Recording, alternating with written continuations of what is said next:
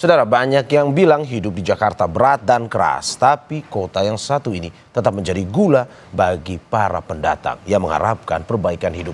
Baru-baru ini Gubernur Jakarta Pramono Anung bilang Jakarta terbuka bagi siapa saja, termasuk pencari kerja. Tapi diharapkan punya keahlian. Bagaimana memastikan pendatang tidak justru menjadi beban baru bagi Jakarta? Kita bahas soal ini bersama sejumlah narasumber. Ada pengamat tata kota dari Universitas Trisakti, Yayat Supriyatna. Kang Yayat, selamat pagi. Selamat pagi, ya. Terima kasih Kang sudah bergabung di Dialog Sapa Indonesia pagi hari ini. Dan ada juga Sekretaris Komisi E DPRD Jakarta dari fraksi Partai Solidaritas Indonesia atau PSI, Justin Adrian Untayana. Selamat pagi Mas Justin. Selamat pagi Mas. Terima kasih Mas sudah bergabung di Dialog Sapa Indonesia pagi hari ini. Dan juga untuk diketahui kami sudah menghubungi Kadis Dukcapil Jakarta namun hingga saat ini belum bisa bergabung dalam dialog pagi ini. Saya akan ke Mas Justin terlebih dahulu. Mas Justin. Siap. Gubernur Pramono bilang Jakarta terbuka bagi siapa saja. Jakarta sendiri siap atau tidak untuk itu menurut Anda? Ya, saya kira pernyataan dari Pak Pramono itu pernyataan yang cukup wajar ya. Jakarta terbuka untuk siapa saja. Ya mungkin itu pernyataan yang populis ya. Pernyataan yang cukup populis, tapi saya harus mengingatkan juga nih kepada saudara-saudara kita yang mungkin berencana untuk merantau ke DKI Jakarta. Jadi era ekonomi ini ada 3. Pertama, era ekonomi pertanian, di situ mungkin tidak sekolah, tidak apa-apa. Bisa belajar bertani, bisa berkebun, bisa menghasilkan uang. Bisa, itu era pertanian. Yang kedua adalah era industri. Tamatan SMA, SMK bisa bekerja di pabrik manufaktur dan lain sebagainya. Bisa. Ini era industri. Ada era ketiga adalah era jasa dan teknologi, di mana di sini dibutuhkan tenaga-tenaga skill S1 ke atas. Nah, faktanya di DKI Jakarta sekarang perkebunan sudah tidak ada, sawah sudah tidak ada. Dan yang kedua, manufaktur sudah banyak yang pindah ke tempat-tempat yang UMR-nya lebih rendah, karena ini terkait dengan production cost. Dan yang tersisa adalah segmen-segmen untuk lowongan, untuk tenaga ahli. Untuk S1 ke atas. Dan ini pun realitanya tidak semua S1 bisa diserap di DKI Jakarta. Kalau mau kita bicara sejujurnya, perusahaan-perusahaan mungkin dia hanya menarik dari 10 besar. Kampus-kampus 10 besar atau 15 besar. Ini faktanya, realitanya. Boleh juga misalnya mau mencoba mengadu nasib di sektor informal, ya itu boleh juga. Akan sangat baik sekali, tapi kita harus ingat juga jangan sampai malah menjadi makan bahu jalan dan lain sebagainya. Dan kita harus ingat juga fenomena sosial yang ada di DKI Jakarta ini sekarang itu ada sandwich generation karena tingginya angka hunian, harga hunian tidak terjangkau lagi untuk kebanyakan orang sehingga berkeluarga di situ tidur pun pakai shift-shiftan. Kita kalau ngelihat ke Jatinegara di dekat di Bali Master bahkan ada tempat-tempat yang tidak punya kaku sendiri di toiletnya. Ada keran beberapa di situ warga laki-laki perempuan mandi bareng di situ. Jakarta mungkin tidak semanis yang ada di medsos, tapi inilah realita kehidupan di DKI Jakarta. Oke, Mas, menurut Anda jadi tantangan tersendiri bagi Jakartanya atau bagi pendatangnya sebenarnya, Mas Justin? Ya, ya tentunya untuk keduanya ya. Untuk keduanya akan untuk Jakarta sendiri sampah kita produksi kita aja 8.000 ton per hari. Untuk air bersih kita saja belum cukup juga. Lapangan pekerjaan kita ya untuk sektor formal sama sekali tidak cukup untuk sekitar 11 juta masyarakat DKI Jakarta sendiri penganggurannya masih banyak, Mas.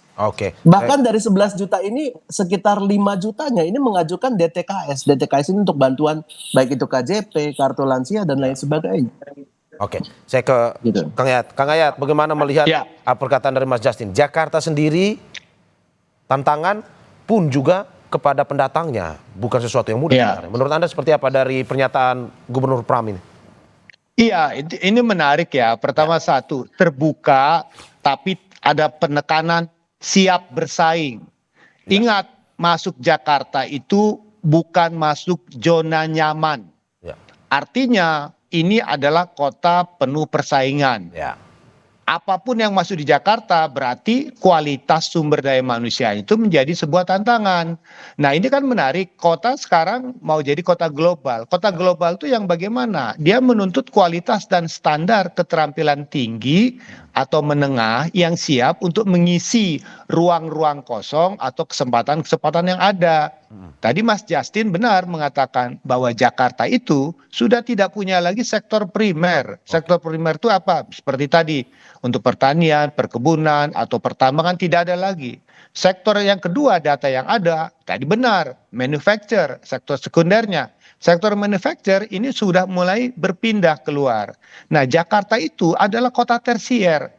Data yang menunjukkan bahwa saat sekarang ini yang dominan di Jakarta kalau mau bekerja itu adalah pada konteks retail kecil dan besar dan jasa pelayanan di sektor transportasi atau motornya.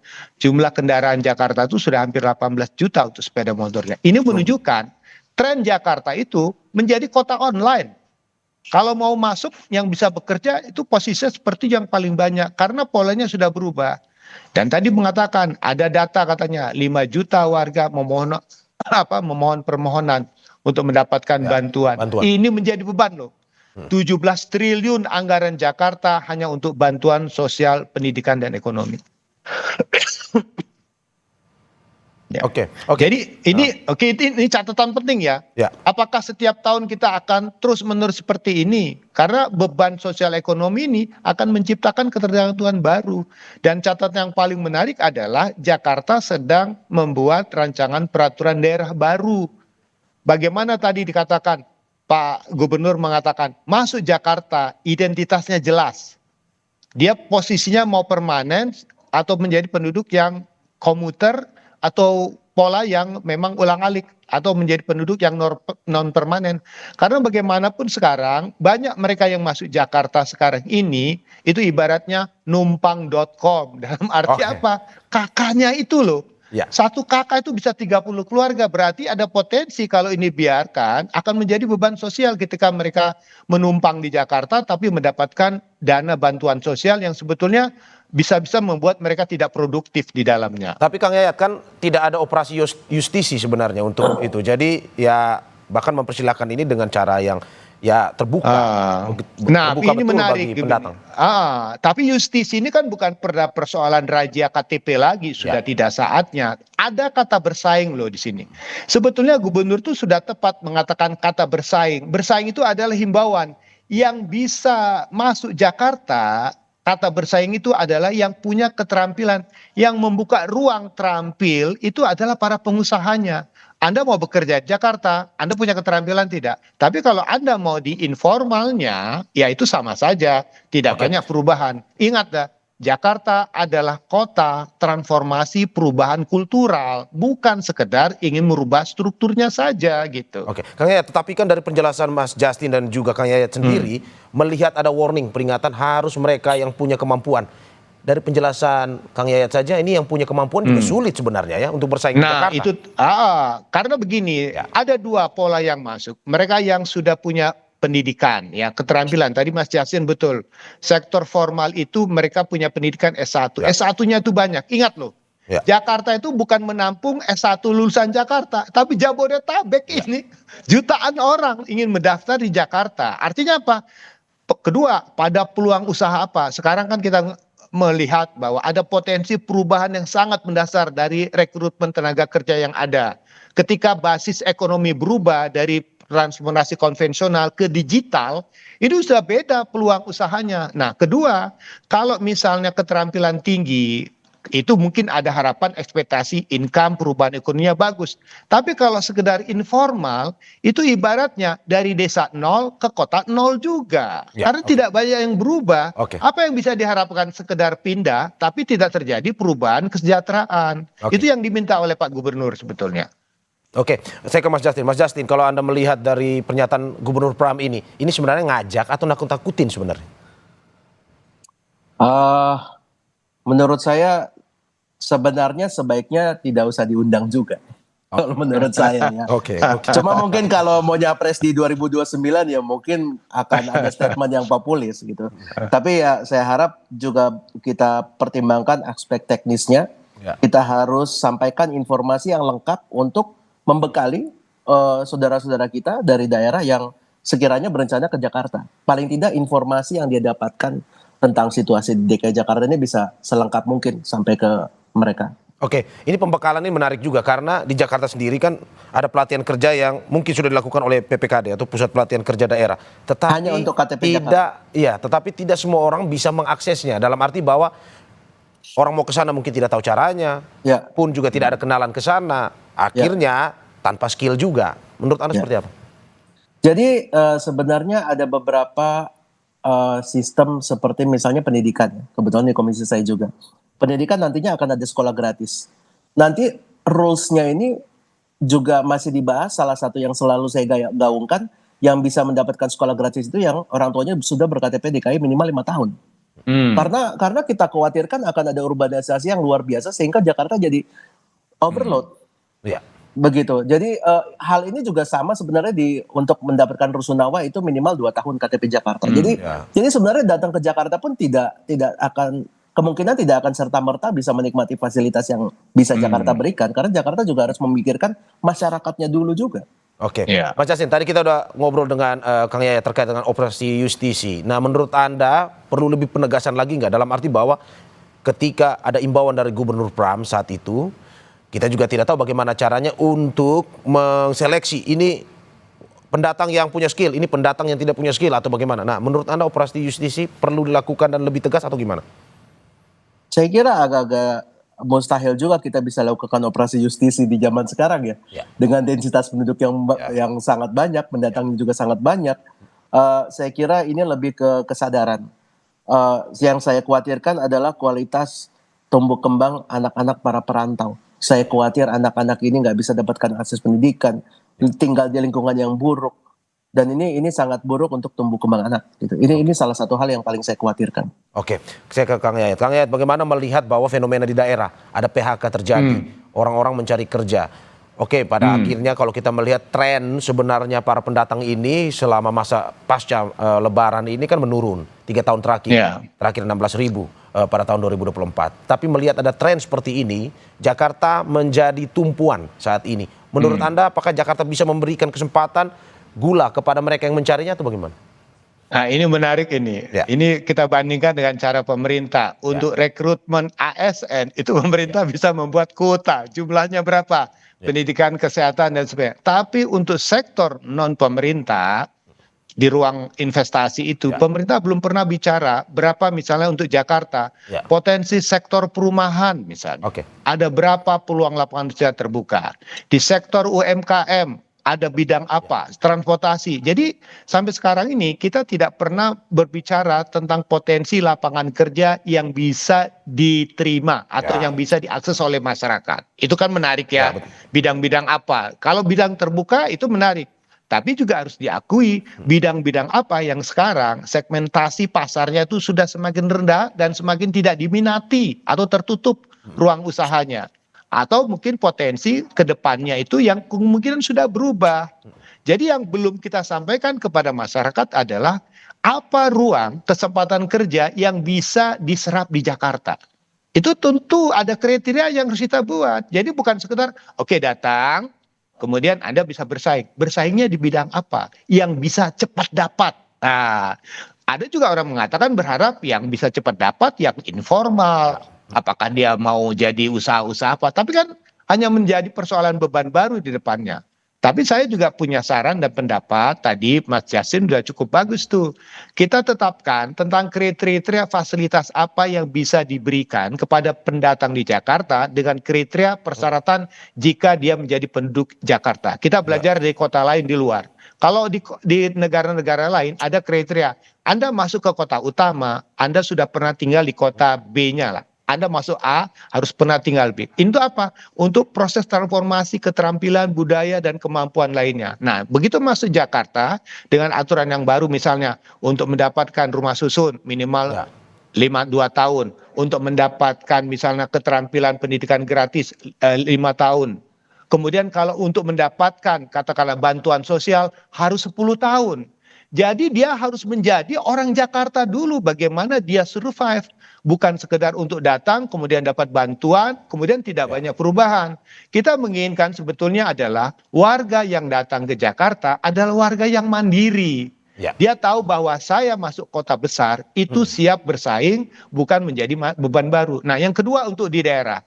teman-teman di daerah itu pun kepala daerah harusnya bisa ada kolaborasi. Kemarin kan sudah retreat ya antar kepala daerah nih Ya, kan. betul. Bisa ngobrol-ngobrol lah, apa yang kira-kira bisa mereka saling mengisi kekurangannya. Mungkin suatu saat nanti ada daerah mengatakan kami perlu dibantu tenaga-tenaga terampil dari Jakarta. Justru orang Jakarta bisa dikirim ke daerah-daerah membuka ruang baru dengan skill-skill baru. Jadi tidak hanya menjadikan Jakarta sebagai daya tariknya, tapi bagaimana membuat kota-kota lain di luar Jakarta itu juga menjadi daya tarik besar. Kita perlu dengar nih transmigrasi gaya baru ketika orang-orang pinter dari Jakarta, bukan hayo kabur ke Jakarta, tapi ayo kita bantu daerah lain. Bantu daerah lain. Saya ke Mas Justin. Mas Justin, menarik ini. Kang Yaya tadi sudah berbicara tentang kesempatan kerja. Kalau dari data terkait dengan jumlah pengangguran di Indonesia, di Jakarta maksud saya, ada penurunan memang sekitar 0,32%. Pada tahun 2024 kemarin 6,21%. Tetapi ada 600.000 warga Jakarta. Dari data itu masih ada 600.000 warga Jakarta yang menganggur. Menurut Anda, apakah dengan kedatangan ini mungkin bisa menambah dengan jumlah pengangguran ini dengan kondisi Jakarta yang sekarang, atau sebenarnya jika seperti yang dikatakan Kang Yaya tadi, jika ada solusi yang terbaik mungkin ini bisa diturunkan nih terkait dengan pengangguran ini? Jadi Jakarta itu kalau ada satu masalah, solusinya bukan cuma satu tapi banyak yang harus diorkestrasi ya. Kalau untuk demografi DKI Jakarta sendiri, dari 11 juta penduduk, usia produktif kerjanya itu sekitar 7 juta. Dari 7 juta ini sayangnya mayoritas pendidikannya itu dipegang oleh tamatan SMP, 40%. Untuk yang sarjana itu cuma 6%, dan ini representasi Indonesia juga loh sebenarnya. Dan ini realitanya. Kalau yang tadi saya sudah sampaikan ya, sektor tersier ini yang bisa diserapnya S1 ke atas. Kalau S1 ke atasnya tidak ditambah, yang ditambah hanya yang lulusan SMP, lulusan SMA, ya saya kira itu pasti linear dengan angka pengangguran. Dan kalaupun mau, dan saya agak khawatir teman-teman ojol juga akan semakin banyak saingannya. Udah dapatnya pas-pasan, sekarang saingannya lebih banyak lagi. Malah saya mulai berpikir juga, apa Jakarta harus bikin regulasi cuma bisa narik dapat orderan Jakarta kalau misalnya KTP registernya Jakarta juga. Karena kalau semuanya ke sini, ini overload. Kita jumlah kendaraan bermotor kita itu ada 22 juta per tahun 2022. Itu belum termasuk dengan pertambahan per harinya, dan 60% polusi Jakarta ya dari kendaraan bermotor juga. Gitu. Jadi ini masalahnya nggak cuma satu nantinya. Termasuk juga dengan link and match antara kebutuhan industri dengan jenis pendidikan yang Jakarta ciptakan. Ini juga sudah kita bahas di Dinas Pendidikan. Kalau pendidikan kita harus lebih terarah dengan kebutuhan industri yang ada. Gitu. Jadi memang penyelesaiannya nggak akan cuma satu terkait dengan pengangguran ini. Mas Justin, kalau kita melihat apakah sebenarnya ada aturan, misalkan ini bansos tadi menjadi salah satu daya tarik tersendiri, tetapi apakah ada aturan terkait dengan bansos ini untuk lebih tepat sasaran kepada mereka yang benar-benar membutuhkan dan juga merupakan warga Jakarta? Ya, yang warga Jakarta sendiri masih banyak yang kebobolan. Ada yang mampu punya mobil tapi dapat bantuan juga. Kita masalah data manajemen ini juga masih berantakan juga gitu. Jadi saya tadi sampaikan, saya lebih khawatirkan terhadap nasib teman-teman perantau dengan ya anak-anak mereka. Kalau misalnya mereka membawa keluarganya atau nanti menikah di sini punya anak, ya saya khawatir dengan anak-anak ini nantinya. Karena memang masih ditemukan beberapa kejadian, misalkan ada di tempat-tempat wilayah di Jakarta yang di pinggir itu masih terdapat anak-anak yang masih stunting dan segala macam, dan juga orang tuanya ternyata berasal dari luar ya, masih ada betul kejadian di bawah jembatan lah tinggal lah dan lain sebagainya, dan banyak kriminalitas yang terjadi kan. Prostitusi anak juga tinggi di DKI Jakarta, ini realita. Kang Yayat, ini menarik. Apa sebenarnya poin negatif atau tantangan bagi Jakarta jika masih terus menerima pendatang tanpa menyiapkan diri terlebih dahulu? Ya, mungkin satu saat Jakarta akan over urbanism. Artinya begini, Jakarta banyak penduduk tapi dengan tingkat kualitas hidup yang rendah. Jadi tinggal di Jakarta bukan semakin sehat, semakin berkualitas, tapi kualitas itu semakin turun. Karena apa? Populasinya terlalu padat, pemukiman kumuh meningkat, kemacetannya makin bertambah, tadi polusi dengan persoalan kesehatan. Kita mendapatkan income tinggi di Jakarta, tapi dengan kualitas kesehatan yang buruk. Jadi orang pun habis income-nya hanya untuk persoalan pemborosan di jalan, pemborosan untuk persoalan kesehatan gitu. Jadi sebetulnya daya tarik Jakarta itu bukan sekedar daya tarik ekonomi lah. Justru kita ingin menarik orang itu sadar bahwa kalau kita ke Jakarta memang ada kesempatan kerja yang kita dapatkan, tapi kualitas hidup kita itu mungkin akan semakin berkurang karena kepadatannya juga tinggi. Maka sebagian besar ada warga Jakarta yang sebetulnya sudah move on ke pinggiran. Ya. Kelas menengah Jakarta itu sudah tidak banyak yang tinggal di tengah kota lagi. Mereka tinggal di kota-kota baru dengan kualitas yang lebih baik lagi. Nah, yang menjadi pertanyaan kita adalah apakah teman-teman nanti yang datang ini perlu kita cermati, kita himbau. Nah, salah satu cara yang terbaik adalah kita membuat tata regulasi dalam pengaturan kependudukan. Itu sangat penting loh. Tentang apa yang bisa Anda dapatkan di Jakarta dengan regulasi yang lebih tertata, lebih jelas tentang persyaratan kependudukan. Justru dulu orang mendapatkan KTP Jakarta sekedar punya data administratif tentang KK saja misalnya, atau tentang status di mana dia tinggal. Tetapi sekarang dapat katakanlah fasilitas kependudukan, data kependudukannya, tetapi ingat fasilitas untuk mendukung kehidupan itu ada syarat-syarat dan ketentuan yang lebih mengikat tadi, seperti tadi rumah susun 2 tahun untuk mendapatkan pendidikan gratis sekian tahun, untuk mendapatkan bantuan sosial sekian 10 tahun. Nah, itu yang menjadi satu persyaratan bahwa orang datang tidak langsung difasilitasi, sehingga itu tidak menjadi kekuatan bagi mereka untuk selalu pergi ke Jakarta. Oke, tidak langsung difasilitasi, tetapi apakah memang pelatihan-pelatihan selama ini disiapkan oleh Pemprov Jakarta menurut Anda sudah maksimal atau belum? Atau mungkin saja pendatang masih belum mau untuk melakukan, dalam arti bahwa mendapatkan kesempatan ini melatih skill, melatih diri untuk menambah kompetensi?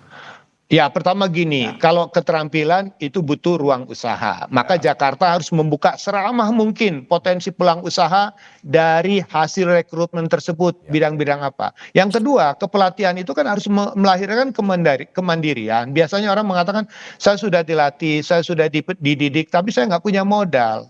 Jadi persoalan mentalitas juga menarik. Jadi bukan sekedar melakukan pelatihan dan pendidikan untuk meningkatkan keterampilannya, tapi membuka ruang yang lebih besar lagi. Mungkin suatu saat daya tarik terbesar adalah bisa nggak mereka sekarang bisa mengisi ruang keluar misalnya. Nah, ayo kabur keluar itu kan artinya kebutuhan apa yang dibutuhkan misalnya di Jepang atau di Malaysia atau di negara-negara lain, kita didik mereka bisa go global. Jadi Jakarta itu bukan sekedar untuk mencari bekerja, tapi Jakarta itu menjadi tempat mengupgrade kapasitas setiap orang. Jadi upgrade kapasitas seorang itu bukan hanya pada persoalan sekedar pindah, tapi bagaimana kemampuan, pengetahuannya juga dilakukan. Nah, syarat itu harus diatur dalam aspek kependudukan, sehingga mobilitasnya itu jelas. Bahwa tinggal di Jakarta punya harapan, jaminan kehidupan yang lebih baik kalau dia mandiri dan diatur oleh regulasi yang mendukung ke dalamnya. Bukan sekedar pindah, kemudian menjadi beban, kemudian difasilitasi. Justru karena selama ini orang mendapatkan ruang ke Jakarta karena dia ingin difasilitasi. Sekedar dapat KTP, kemudian bisa melamar kemana-mana gitu. Kang Yayat, terakhir sebelum saya ke Mas Justin.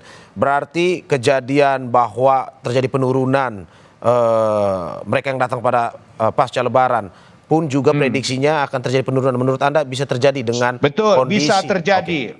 Bisa terjadi. Sekarang gini, sudah terjadi penyebaran usaha yang keluar Jakarta seperti wilayah industri, wilayah Cikampek, Cikarang dan sebagainya. Jadi perubahan itu perlu diantisipasi bahwa Jakarta bukan satu-satunya tempat tujuan untuk merubah nasib, karena ternyata kota-kota lain juga lebih baik untuk dijadikan sebagai tujuan perjalanan mereka. Saya ke Mas Justin. Mas Justin, bagaimana melihat Gubernur Pram? Boleh ajak terbuka ke Jakarta kepada pendatang, terutama mereka yang punya skill, dikasih peringatan seperti itu. Tapi ya Jakarta jangan berharap juga sediakan pelatihan-pelatihan seperti itu. Dari DPRD sendiri bagaimana melihat atau memberikan masukan kepada Gubernur Pram terkait dengan pendatang ini?